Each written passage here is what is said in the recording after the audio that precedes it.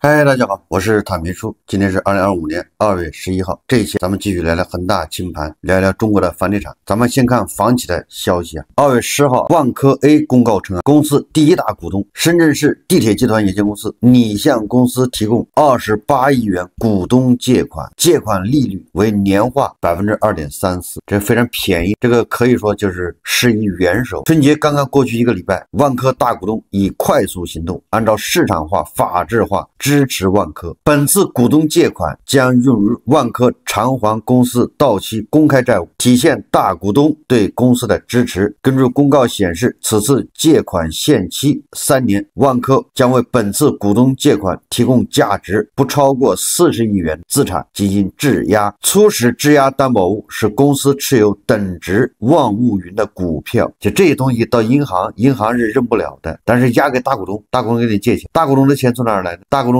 靠自己的信誉从银行借钱。从借款安排来看，深铁集团在遵循市场化原则的前提下，最大程度给予万科支持。确实是一个是借款利率非常低，以全国银行间同业拆借中心公布的1年期贷款市场报价利率 LPR 为定价基准，浮动点数为减76个基点，仅2.34%，非常便宜。二是质押率高，根据市场惯例，股票质押融资业务的质押率通常是30%到60%，一般是50%吧。而本次股东借款的质押率高达70%，就是杠杆给的更高。万科方面表示，本次股东借款有利于满足公司资金需求，相关借款利率低于公司从金融机构的融资利率，借款质押率高于市场惯例水平，充分体现大股东对公司的支持。这个万科管理层集体下岗以后，深铁集团相当于全面进驻，但是作为大股东深铁集团对万科的支持恐怕也仅限如此。你还能怎么支持呢？你充其量给无息贷款，你有充足的子弹，你就借钱给万科，让万科今年2025年大概600亿的债吧，不管多少都能还得上，那无非也就是延缓。你只要房子卖不掉，你只要卖房的速度慢了，房子的出化率下降，暴雷是迟早的事。何况只有28个亿，杯水车薪。深圳地铁年收入300亿，你要救万科，万科现在瘦死的骆驼比马大，就现在这个样子，它一年还有3000亿吧，4000亿这个销售额，真叫小马拉大车，背得动万科吗？对吧？网上传言万科的管理层设立影子银行，这个事情恐怕还后面会水落石出，到处都有人举报。从举报的内容看，挪用资金、放高利贷、偷税漏税、洗钱这些罪名，只要有一个落实，那都是非常严重。就说放高利贷这一项，把万科操纵成影子银行，体外掌控3000多家投资和资管公司，这规模是难以想象。万科作为房地产行业的优等生，现在陷入这样的危机，华丽的皮袍掀开之后，掩盖的不过是虱子。其他房企身上的问题在万科身上都有，还有很多人在希望万科能挺过这一关。我早就给出答案了，万科要破产重整。作为房企，它应该不会消失，但是相关的股东要更换，控制权要易手，债权人的债要打折，然后要追究相关责任人责任。万科的国有资产的损失，这个账怎么算？得有人负责。2019年，中国民营企业500强榜单前5的企业分别是华为、海航集团、苏宁控股、正威集团、恒大集团。现在看这里面除了华为，其他的4家都已经爆雷，到底是哪儿出了问题，对吧？这不是一个企业出问题，你看500强榜单前5名的5家有4家都出问题，只有一个华为目前还健在。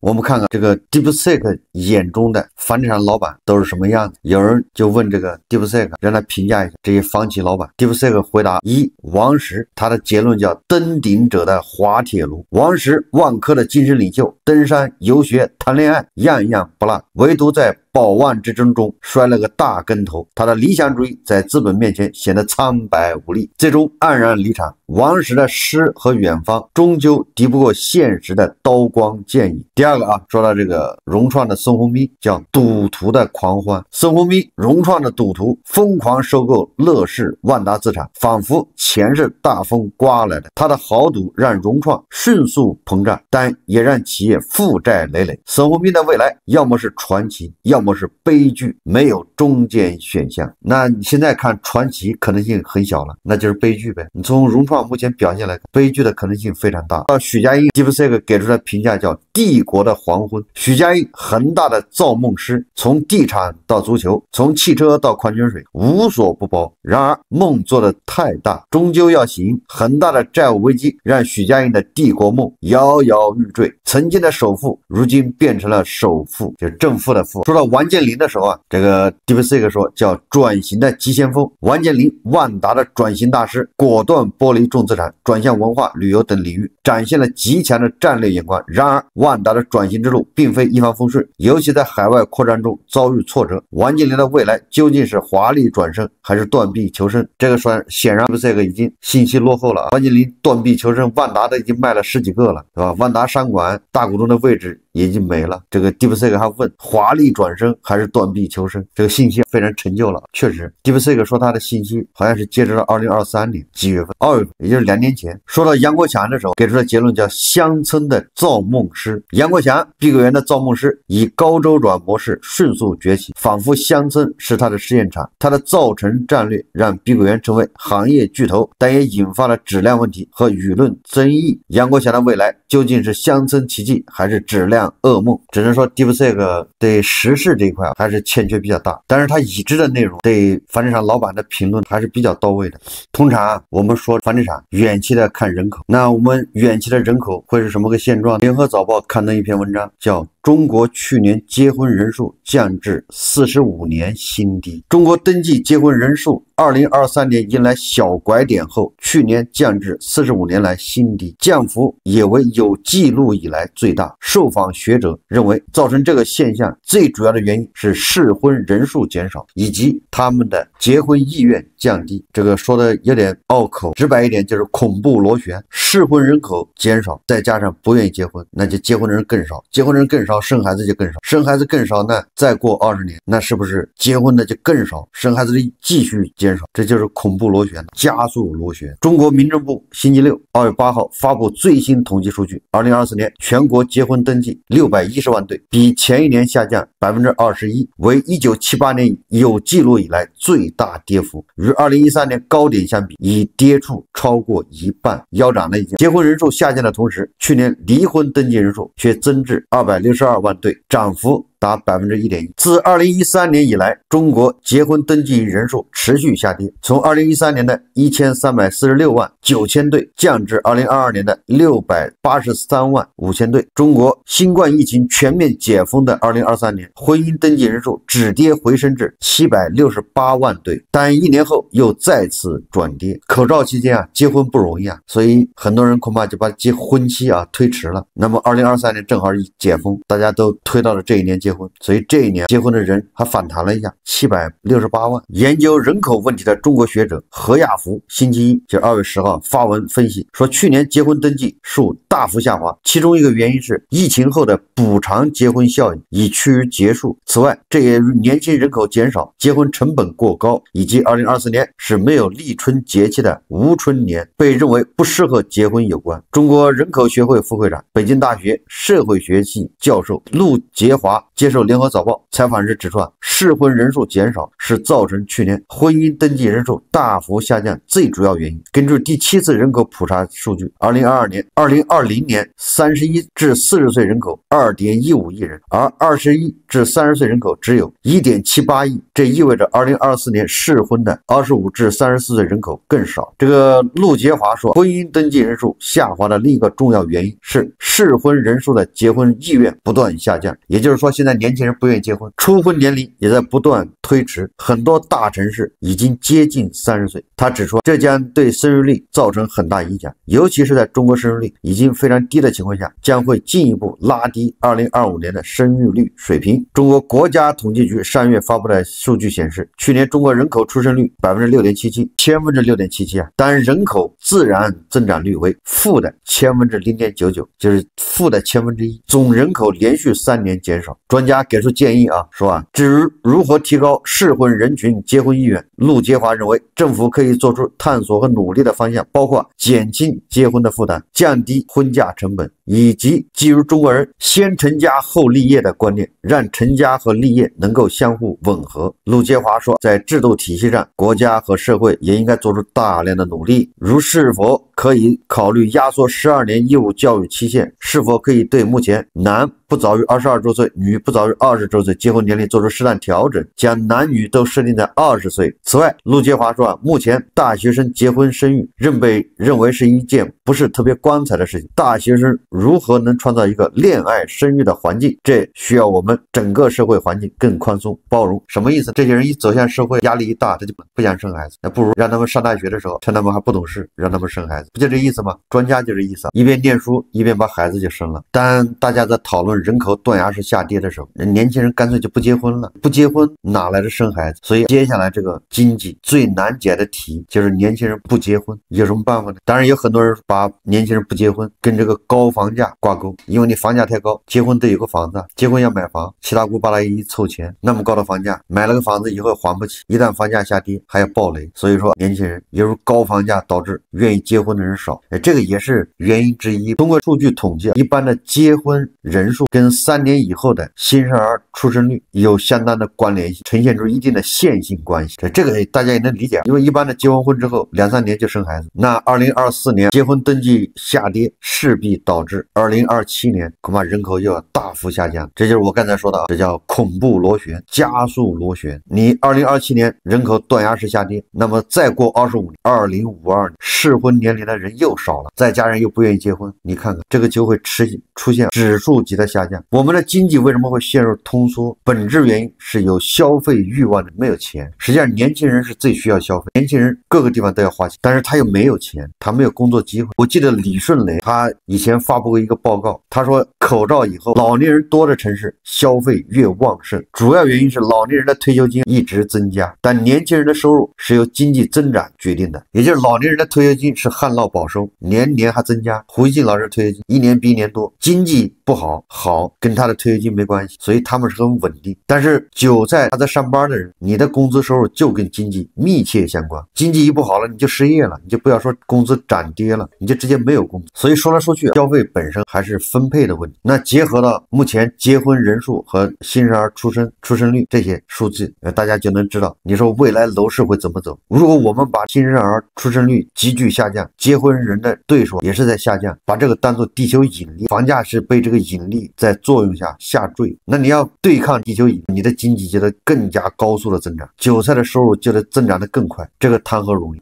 我们再看看中国房地产报报道的，叫天津楼市豪赌学区，说天津虽然全面取消房地产限购政策，但教育政策却在逆向收紧。这个楼盘卖得很好，很多客户是从北京过来着急给孩子上学用，项目对应的是9年一贯制学校，可接受转学。项目销售顾问王鑫说，王鑫所说的楼盘位于天津市南开区，项目名为鹏飞南开学院，在该项目售楼处大门外的醒目位置树立一个巨大的广告牌，上面写着2024年上半年度南开区成交 TOP 1直升南开学校的鹏飞学校。销售人员向记者展示了由南开区教育局与该项目开发商签订的关于业主子女入学事宜相关协议，显示项目引入南开中学、重点中学、中营小学共同参与集团化办学9年制学校，业主子女可凭项目房产证在该9年一贯制学校办理入学、转学手续，这也成为此楼盘的最大卖点。不过，鹏飞学校2024年9月为首届招生，师资力量究竟如何，尚未有数据。据王鑫介绍，这个项目春节期间基本连市，日均到访15组左右，认购约10套，项目均价4万元每平米。由于项目热销，优惠力度较小，仅有少量特价房。不过记者探访当日，该售楼处只有2、3组客户到访。王鑫说周一到周五工作日时间看房的人会少一些。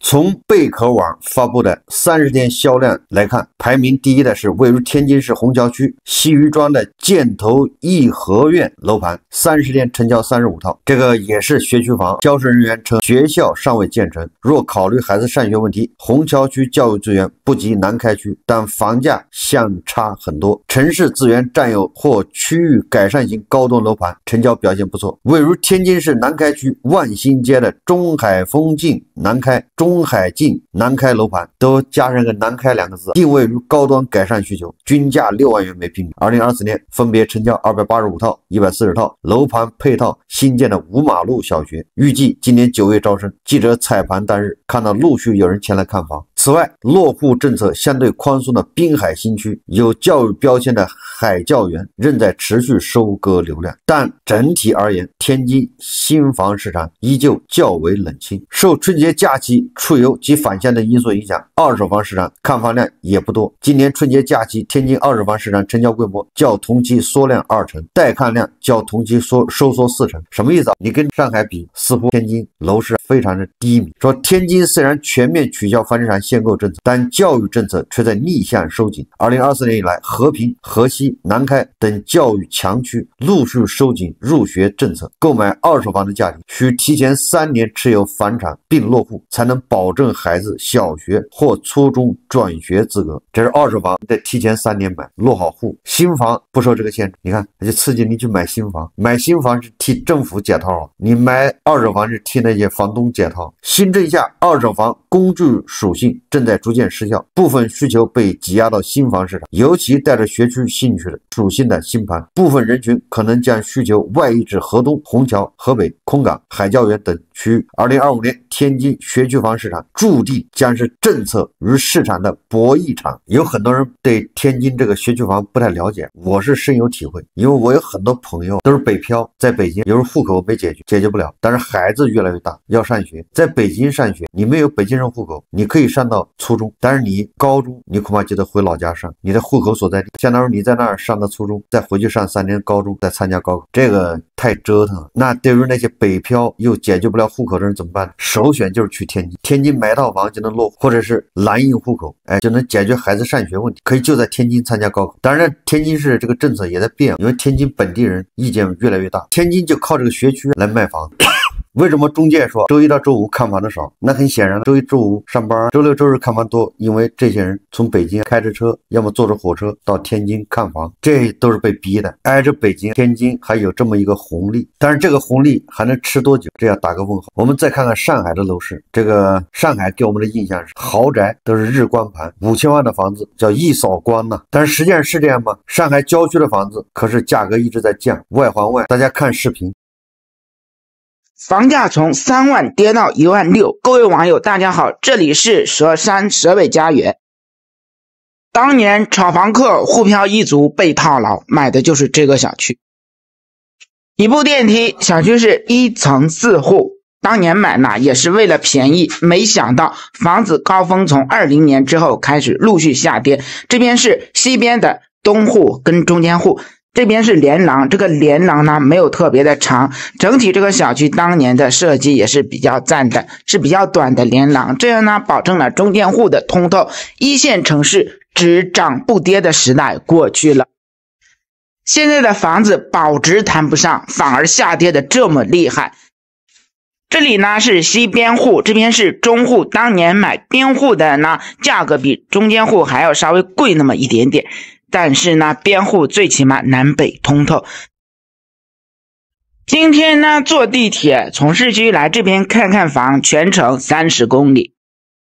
从这个门往前面走呢，这边是连廊，大家看这边两侧呢就是中户的客厅和他的房间，中户这个房间只能拉着帘子，不然大家从连廊就能看到，看的就是这户房子了。这个是边户，它是一个朝南的大客厅，这个客厅很长，然后客厅呢也有阳台，这个阳台呢都放着洗衣机，然后厨房。这个中介介绍呢，当时这个房子买的就是3万一平，现在呢因为上海各种房子下跌，出台了各样的政策都跌下来了，这里是朝南的主卧，这个主卧呢看上去也非常的小，客厅呢倒是非常的大，这里呢也是一个房间，这个房间呢更小，我看上去只有5到6平米。看这种装修之前是出租的，房东呢并没有在这边居住，所以说买了这个房子一直就是空置状态，再加上去年开始上海的政策下调，郊区呢只要1年的社保就可以买，几乎是放开的限购，而且价格真的是一跌再跌。如果说今年能上车就好了。这里是厨房间，厨房间这一侧呢就是卫生间，卫生间还是挺大的。这个房子的格局呢看上去也是比较好的。从这里走呢，我们可以看到窗外它里就是这种小高层的一个设计，这种小高层呢看上去也没有那种大高层视野好，但是好在安全吧。